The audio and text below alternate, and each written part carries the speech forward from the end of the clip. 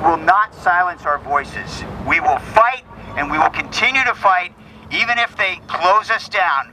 We will be here, I will be on campus, and the rest of us, and I am so proud of the staff that I've been working with and all those who support us. Thank you.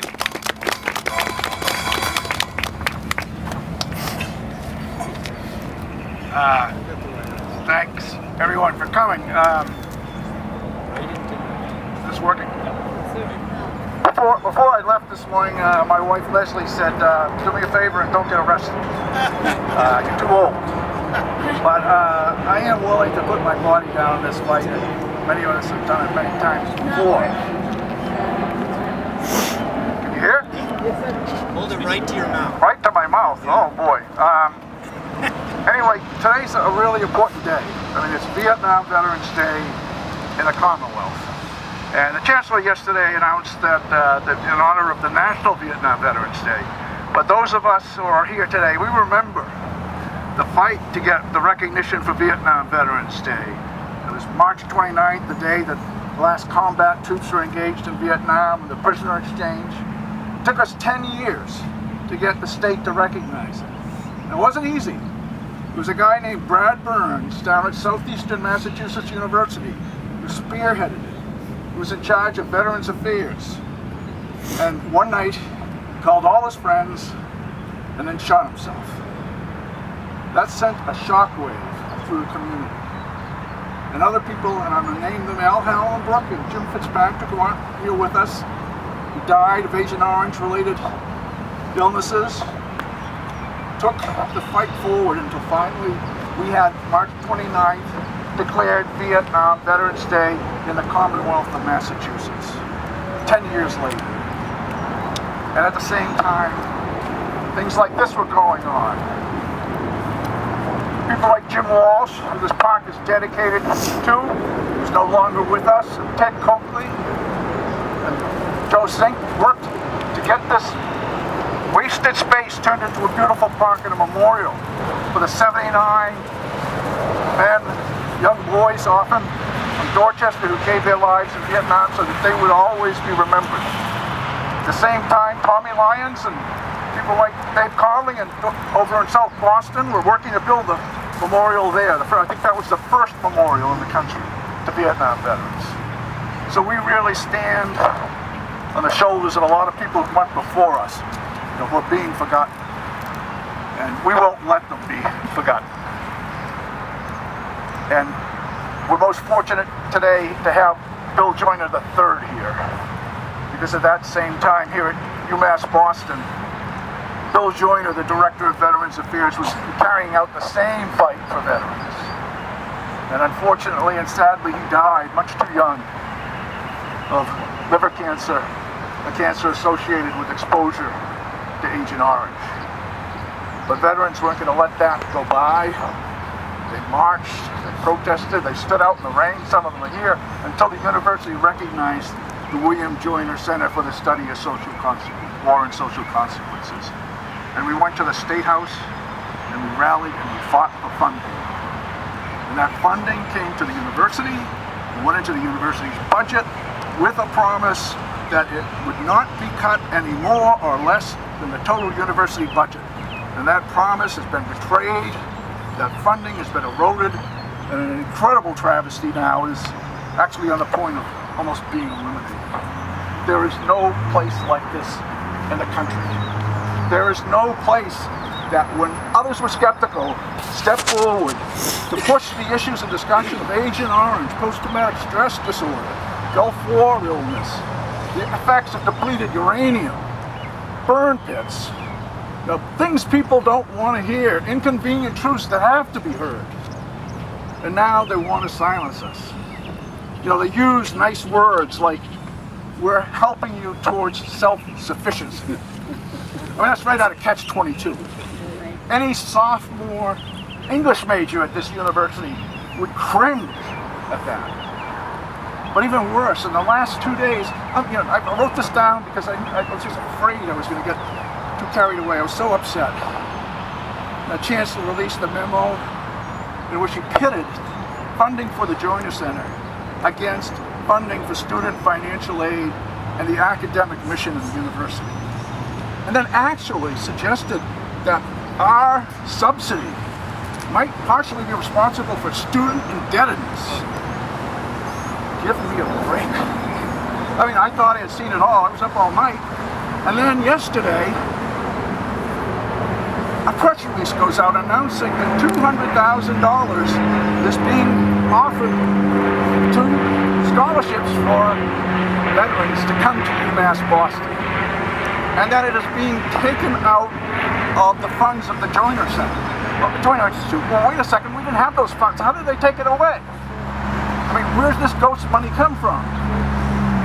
And that's also going to be used for welcome home breakfasts for returning veterans to their neighborhoods. Well, I tell you, we have been having welcome home breakfasts, lunches, and dinners for 35 years. And maybe that's why we got a deficit. And that's a worthwhile deficit.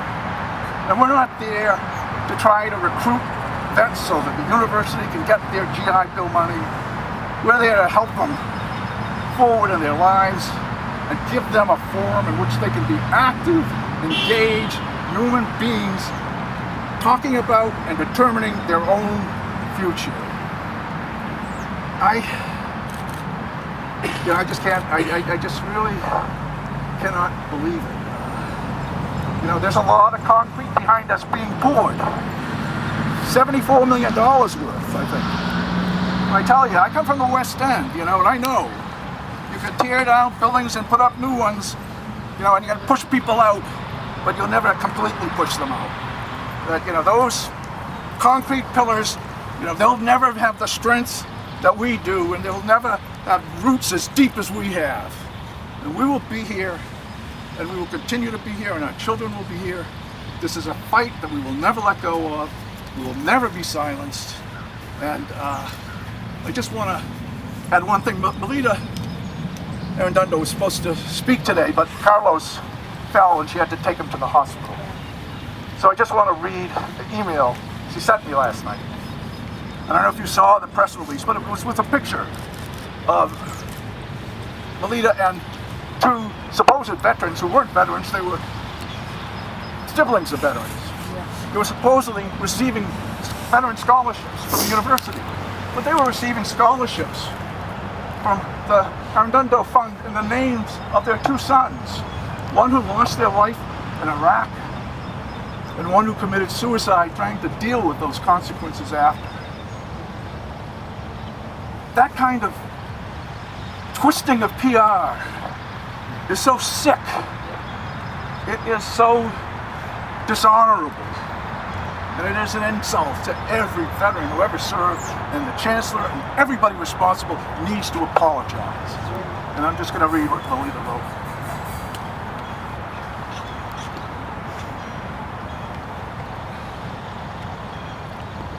I'm not good with this.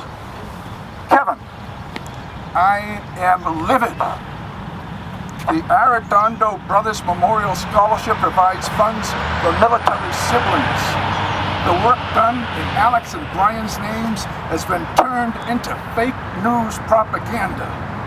And I will talk about that in my talk tomorrow. So, that's to you, Mr. Chair, all those of you who are responsible. I'm going to step back and calm down. And I haven't been arrested. And turn it over to Bill Joyner.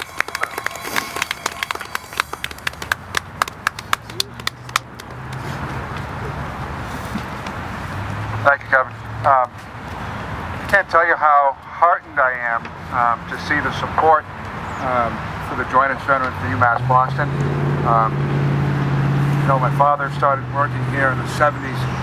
He noticed the definite need for the veterans coming home from Vietnam who had no safe place, no possible way to take advantage of the GI Bill. And you know, I remember coming here as a child and seeing the student union for the veterans, and it was a quiet, dark place. They had the unit flags up, and as a child, I never really understood the significance of it. In 1979, my father was named the school's first director of Veterans Affairs, And looking back, it resonates with the fight that Kevin spoke of to get the Commonwealth to recognize the significance of March 29th. There was a need, but no push to get these courageous men to come back and women to come back and complete their education. After he died in 1981, as you know, in 1982, they named the center after my father, and the work has taken off. The decision to defund the university is really indicative of the short-sightedness that many people have of, they send the best and the brightest off to war, and they come back and they wash their hands of any effects from the war. And we continue to see that. Not only Vietnam veterans, but the current veterans of the war in Iraq and Afghanistan, centers like the Joyner Center need to stay in existence. The work will always be needed as long as the country continues to send the best and brightest off to fight in foreign lands. I am extremely proud of the work that has been done, and I'm also very happy to be able to come here today as a UMass graduate to lend my support. But I want to thank everyone for coming out this morning. Thank you.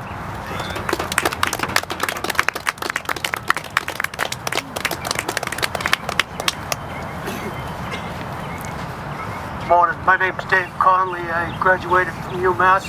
I was one of the student veterans that organized and agitated and got arrested, marched in the rain.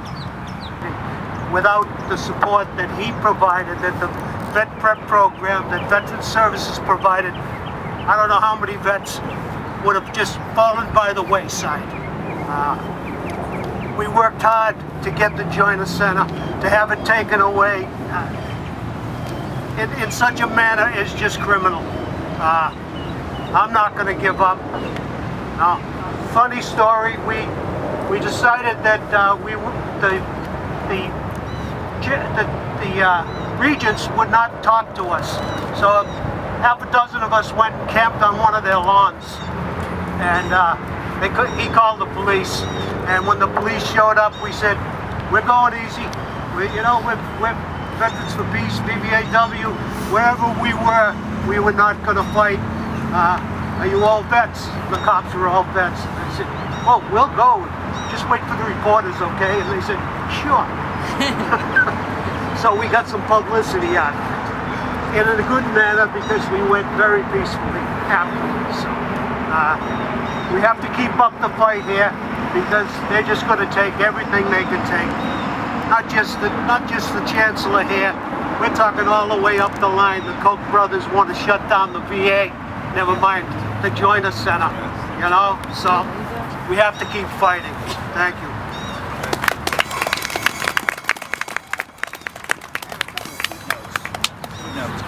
Is there anybody else? Okay, all right. Just a couple of footnotes on the $200,000 that was reprogrammed from the Joyner Institute rather than pay off the deficit. We lost one of our best staff members this year, who is a twice deployed veteran in Afghanistan, a Black Hawk helicopter pilot, and our grants and research officer, Erin Leach Ogden. She was very demoralized seeing the future at the Institute, how we're going to have to cover our own salaries, and she was doing a great job with me and Mitch and others in raising good money that we used to do good things, but it wasn't these big government grants that paid overhead. So we lost her, and the university is telling us to become more self-sufficient, and they eliminated the research and grants officer position that was held by a war veteran and reprogrammed it without our consent. University Advancement came to me yesterday saying, "Did you hear anything about this?" I don't even think Gus St. Silva's office knew anything about it. There's no plan on how this money is going to be used, or whether it will even be programmed, because they had money in the past. And this is just part of the farce that's going on here. And I think it's been intentional. It's been disproportionate to us and other centers and institutes. They're trying to silence all of our voices. And I have to say that in the article it said that the university is providing assistance to help us in fundraising. And they sent somebody over from the athletics department who was working in development. And he is trying to help, and I'm open to opportunities, but he asked, well, who is William Joyner? They said, this is the institute's named after William Joyner. And then he talked about how fundraising and how, when you get a big grant, you name a building after somebody who gives a lot of money. And then he brought up a foundation I'd never heard of, the Donald Rumsfeld Foundation.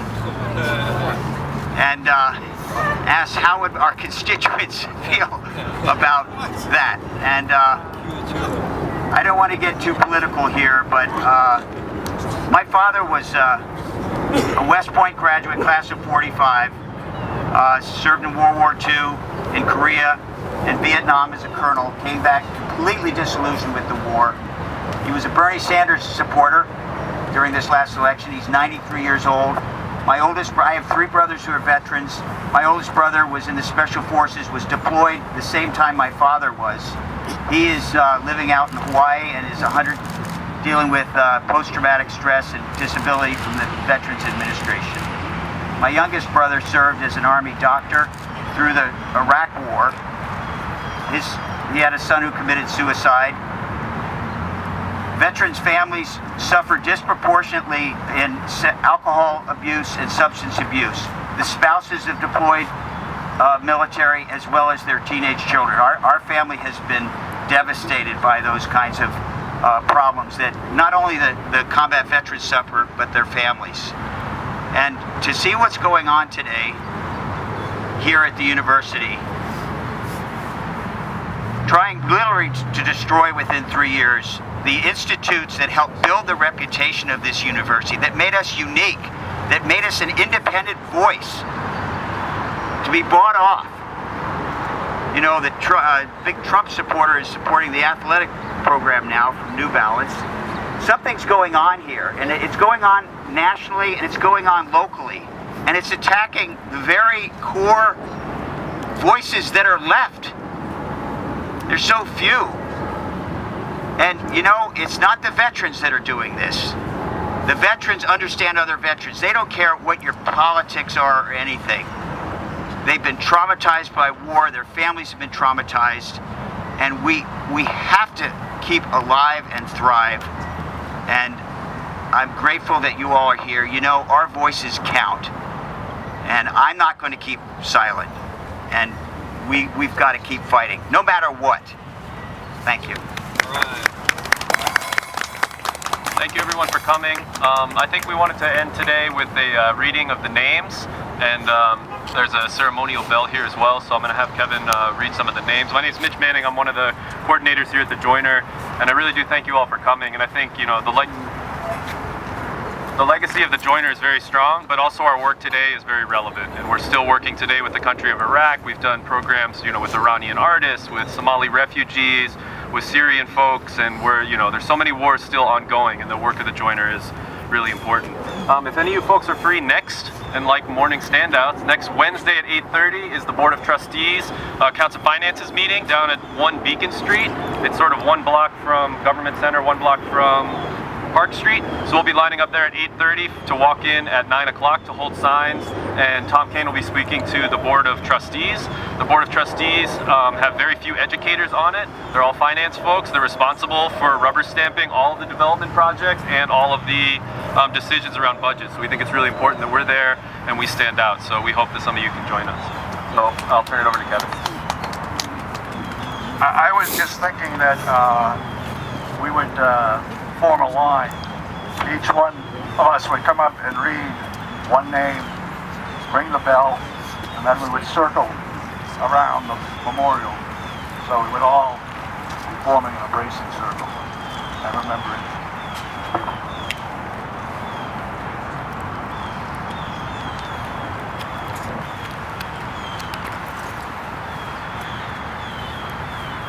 Robert J.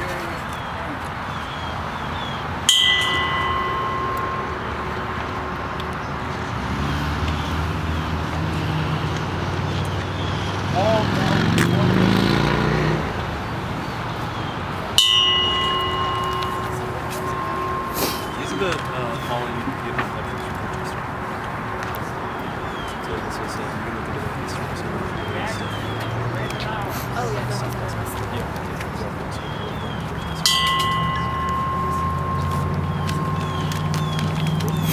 Patrick J. Kelly Jr.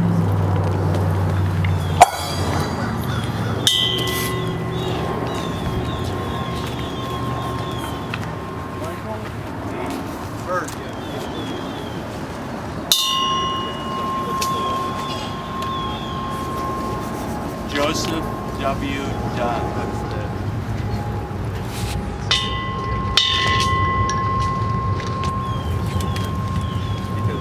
Thomas J. King.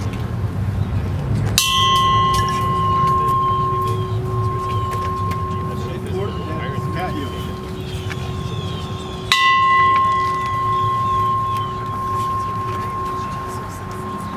James E.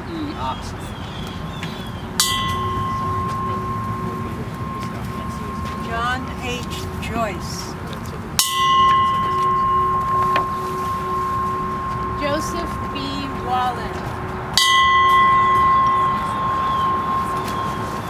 Mafia McLaughlin. Waverly H. Buchanan. Frederick R. McLaughlin.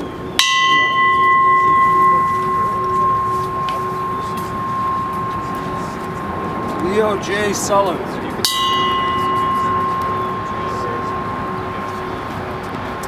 Gerald F. McDonald.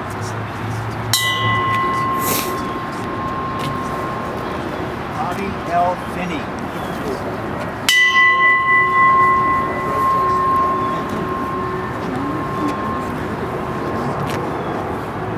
John P. Halligan. Jeffrey D. Myers. Bristol Robertson Jr. Kevin Porter.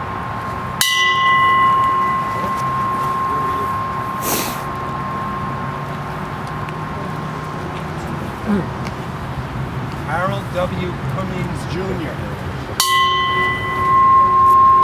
Thomas B. Griffin Jr.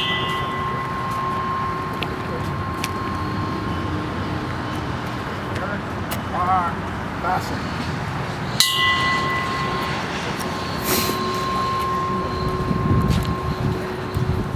Robert S. Plunkett.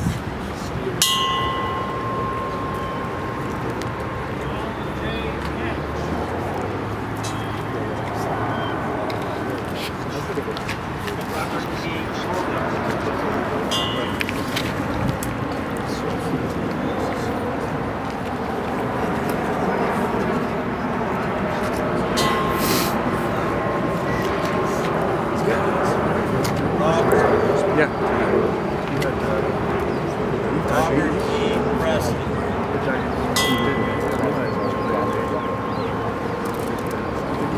Michael A. Austin. Send Christmas cards.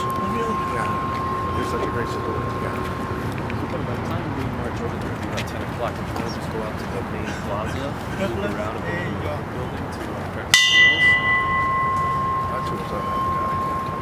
Clinton R. Carpenter Jr. Just to hand him the letter and sort of say that Because I told Gus I'm not talking to him until after. Kenneth do you think we should take advantage of these folks, or should we just... Because it'd be nice to have some visibility. Edward T. Stone Jr. Sonny Stone. This is what his name was. Daniel F. Kelly. Thomas A. Corner. John F. Moran. Peter J. Jerry. Everything becomes positive. Their job is to I'm just on your side.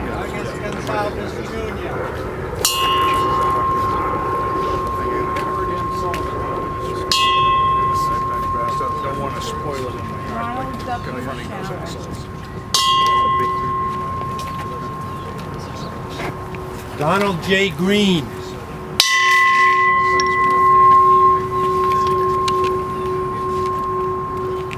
Robert R. Griffin. Paul J.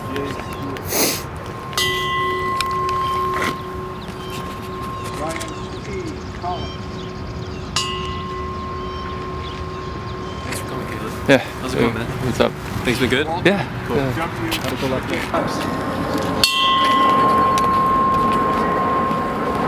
Peter W. Gilmore. Wayne M. Mullen. Thomas E. Bennett. Linwood L. Baker. Richard A. Likely. James Funbaum.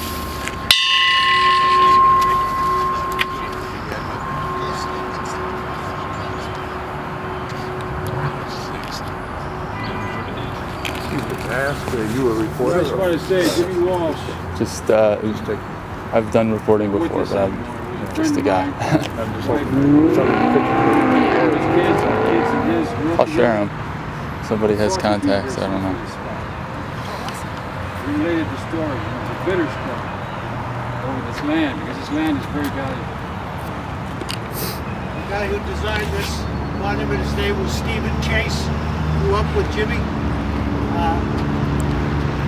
The design is like, we used to say, Vietnam vets are just like this. Agent Orange killed him too.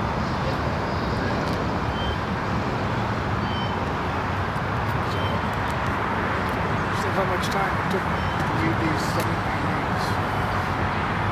It was about 10 years ago, I think, that it was about 10 years ago that we had a vigil out here. It was much colder in March, and we read every name killed, war in Vietnam, Iraq, Afghanistan. And as we were finishing it, after 30 hours, we were still receiving new names of people who had been killed the day before. So that's why you hear some people.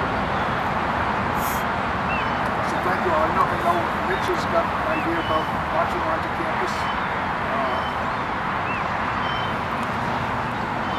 You want to march onto campus and say hi to the chancellor? Let's do it. All right, let's grab some signs and we'll just walk down the harbor walk and we'll walk into the campus plaza and we'll just do a loop around and just let everybody know that we're still here.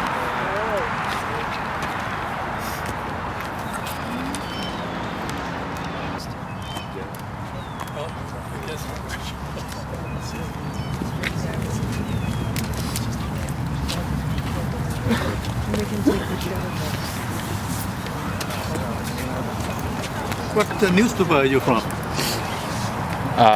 Just Veterans Artist Movement. Okay.